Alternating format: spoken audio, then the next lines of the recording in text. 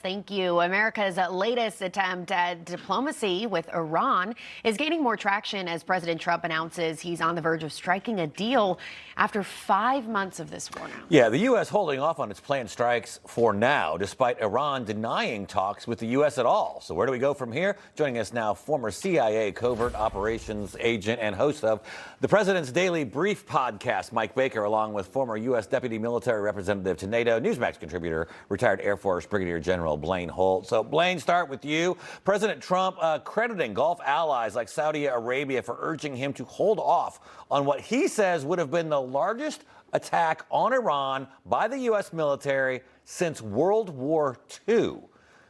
That's significant, and that must have been a massive strike. What do you think of this latest move? You know, there's a lot of words out there. and there's a lot of strategy behind all of those words. The United States is now tapping the brakes again. When you tap the brakes, guess what happens to the oil futures markets? They stabilize.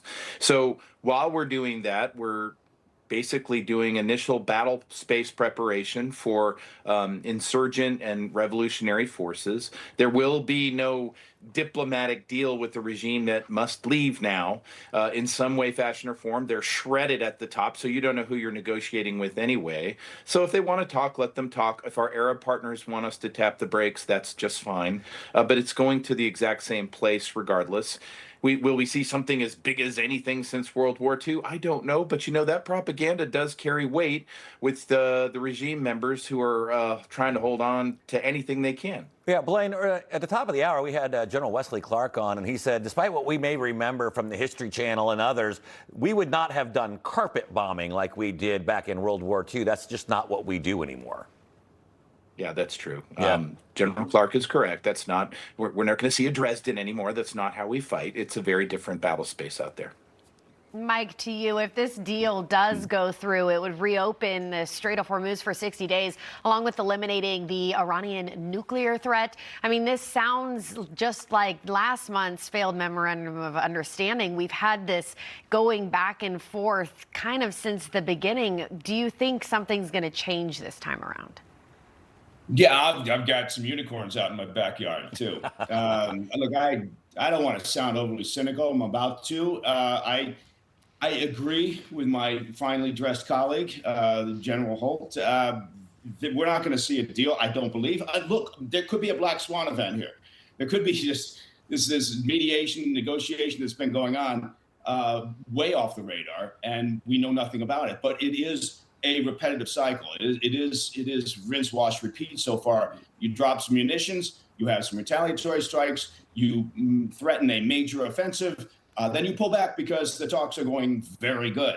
And we've seen this same cycle over and over again. So I'm very skeptical. I push back a little bit on with all due respect, on the general's comment about there's strategy involved. I'm not sure how much strategy is involved. I hope there is. But look, we're still talking about the same regime.